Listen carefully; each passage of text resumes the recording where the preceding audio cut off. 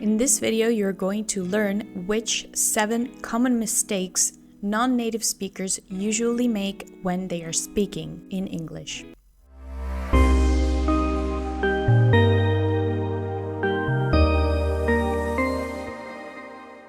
Hi, my name is Andrea and welcome to Social Coconuts. In this channel, I mainly talk about languages, specifically English or Spanish, and sometimes other foreign languages as well.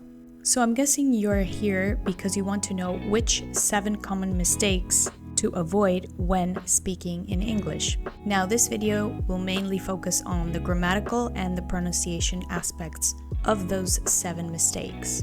And without further ado, let's get started. Firstly, we could talk about the consonant clusters, which is actually a group of 2 or more consonant sounds that appear together, basically in a word without any vowels in them. Okay, so I'm going to give 2 examples of these consonant clusters. We can start with SP. Words with SP in it like hospital, hospital, or hospital. In British English, you can say the T.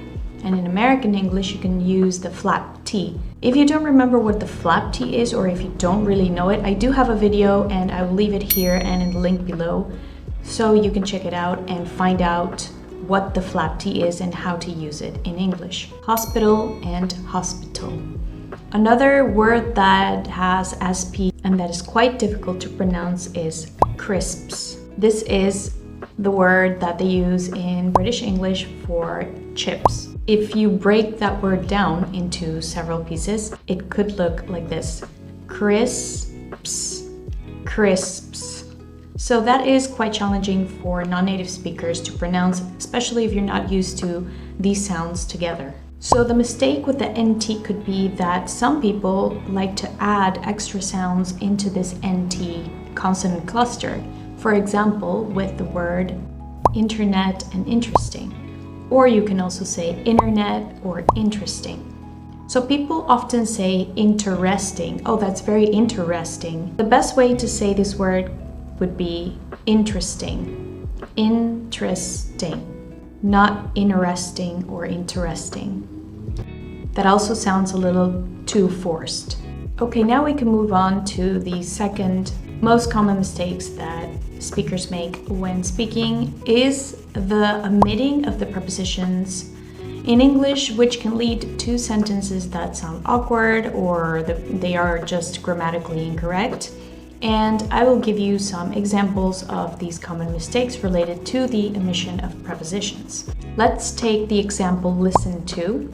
The verb listen typically requires the preposition to when specifying the thing or the person that you are listening to. Let's have a look at this example. I like to listen to music. This is the correct example, but most people normally use I like to listen music.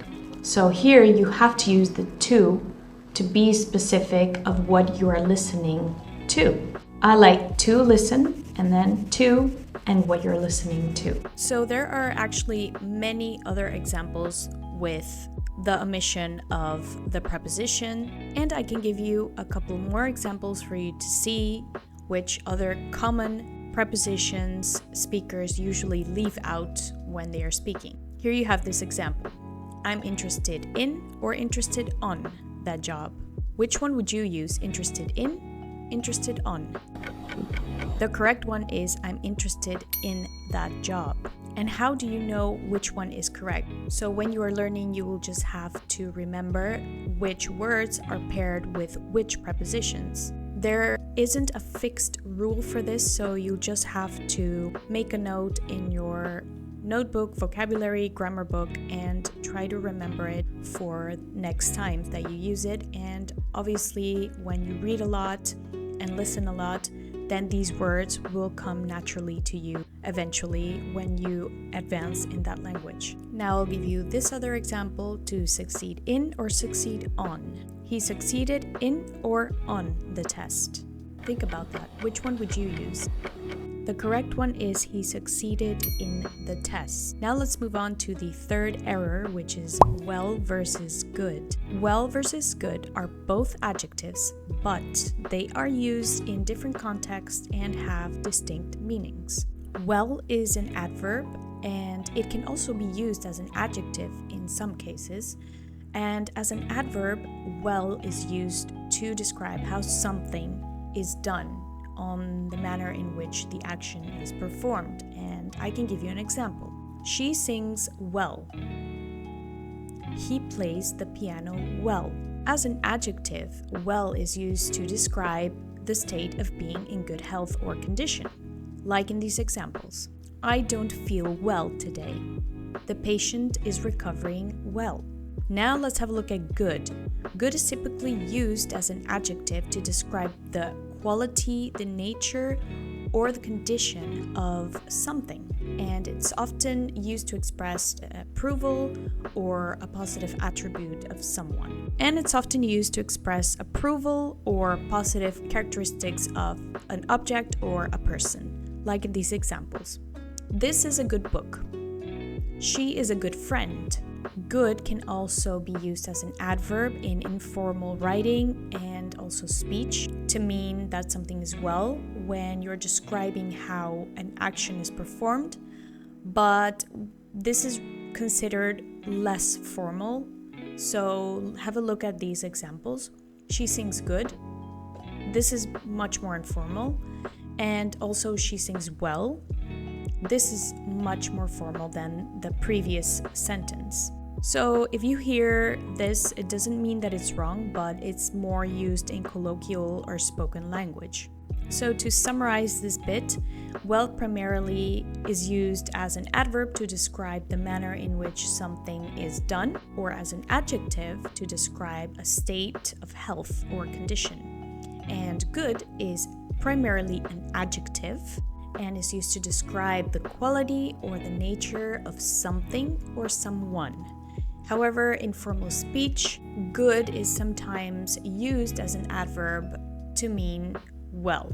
I hope that is not very confusing for you. Now let's move on to the next grammatical mistake, which is I am agree. I'm highlighting this because it's very, very common to hear from non-native speakers. Now let's have a look at why people actually use this sentence this way. So if you are a Spanish speaker and you normally say estoy de acuerdo, then you will probably make the mistake I am agree.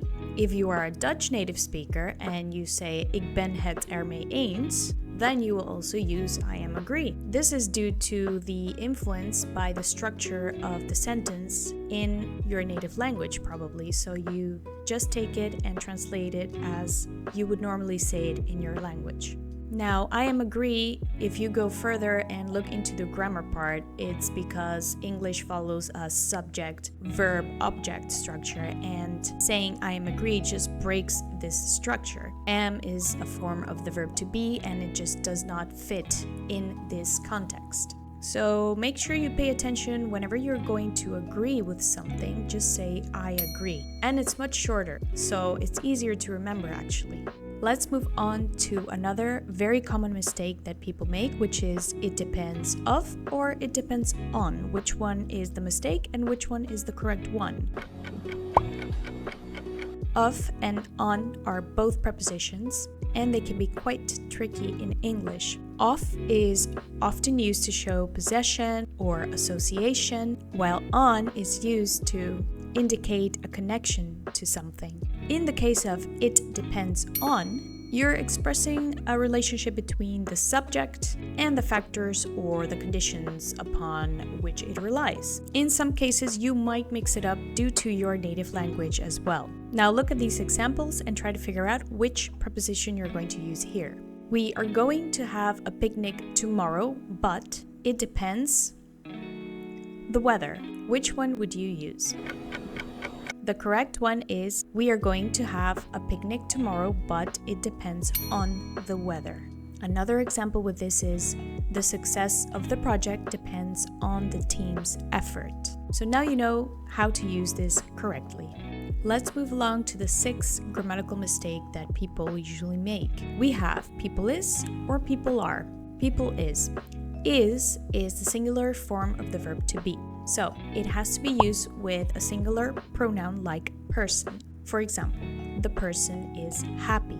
Are is a plural form of the verb to be. So it has to be used with a plural noun like people. People is considered to be two or more human beings. Therefore, it is considered as a plural noun. For example, the people are happy. I know this could be confusing because people might seem singular, but in English it's referred to a large group of people or a lot of individuals. So some people think that since it's referred to a big group or one single big group, that it should be a singular form and they have to use the verb is. But the correct form is are, because people is considered to be plural in English. Now you can avoid making this mistake if you were doing that in the first place. Now this mistake in pronunciation is a very tough one or difficult one if you have problems with the different E sounds in English. Take a look at these two words, this one and this one. How would you pronounce the first one?